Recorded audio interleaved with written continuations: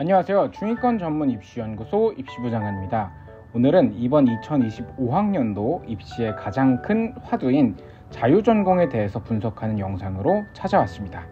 원래는 무전공이 더 적합한 표현인데 무전공으로 하면 잘 이해하지 못하시는 분들이 계셔서 편의상 자유전공으로 표기한 점 양해 부탁드립니다.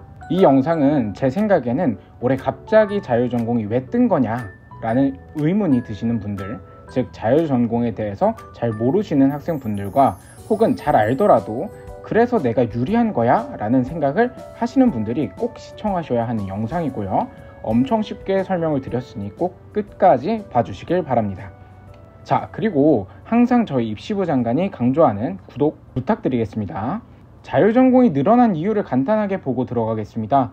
무전공은 올해부터 대학 재정 지원 사업이죠. 즉 대학에 재정을 지원하는 지원금을 줍니다. 근데 아무 대학이나 막 주면 안 되겠죠.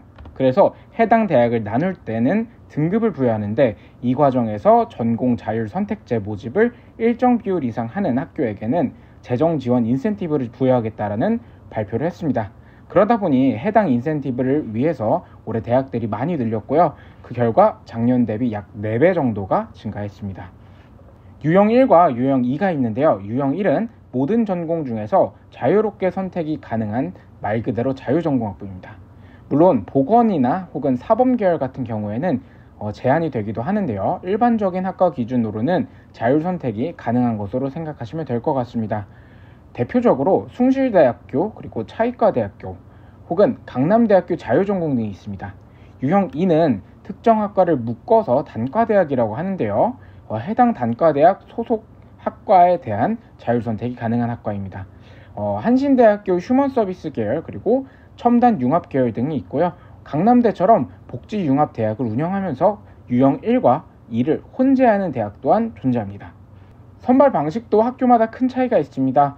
종합전형 같은 경우에는 전체 선발 인원에서는 큰 비중은 아니지만 아무래도 지금까지 종합전형에서 전공 적합성, 즉 진로에 대한 역량을 보여주는 생기부가 굉장히 중요했는데 이 부분에서 어떤 전공에 맞춰야 하나 등의 의문이 생길 겁니다.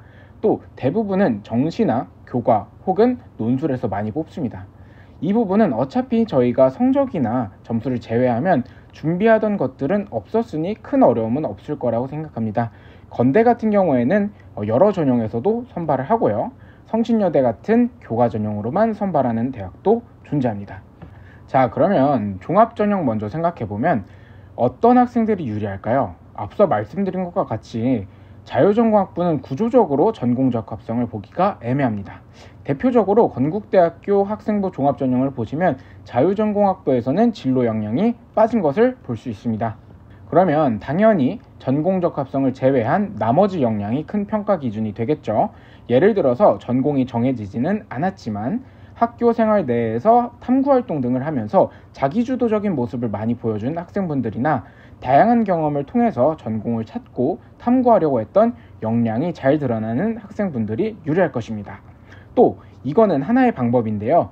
본인이 지원하고자 하는 학과의 경쟁률이 너무 높아서 경쟁률을 좀 현실적인 수준으로 낮추고자 하는 학생분들은 경쟁률 현황을 보면서 비교해 보셔도 좋을 것 같습니다.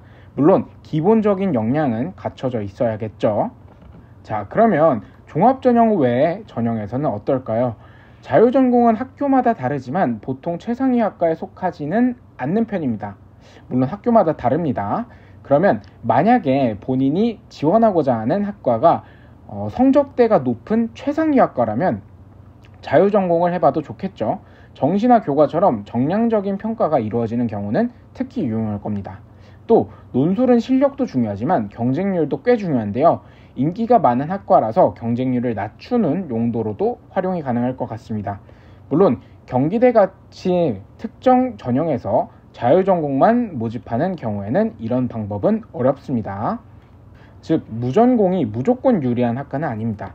그러나 본인이 지원하고자 하는 학과가 높은 편이거나 나는 생활기록부가 전공 적합성은 잘 안 챙겨져 있는데 나머지 역량이 뛰어난 것 같다는 생각을 하시는 학생분들은 정말 좋은 우회 전형이 될 것 같습니다. 물론 최대한 간단하게 설명을 드리고 싶어서 큰 컨셉 안에서 설명을 드렸지만 교과 전형 같은 경우에는 자유전공학부가 인원을 흡수하면서 유의미한 수준으로 개별 전공 모집 인원이 줄어들면 그러면 성적이 높아질 수도 있는 등 다양한 요소와 영향에 대해서 고민을 해봐야 합니다. 아쉽게도 영상이 너무 길어지면 끝까지 보지 않는 구독자분들이 많아지시다 보니까요, 최대한 짧게 설명을 드리려 했습니다. 이 점 양해 부탁드리고요. 자유전공학부나 단과대학 학부는 말씀드린 것 같이 유리하기만 한 학과는 아닙니다. 그러니 꼼꼼하게 따져보시고 지원하시면 좋을 것 같습니다. 감사합니다. 지금까지 중위권 전문 입시연구소 입시부장관이었습니다.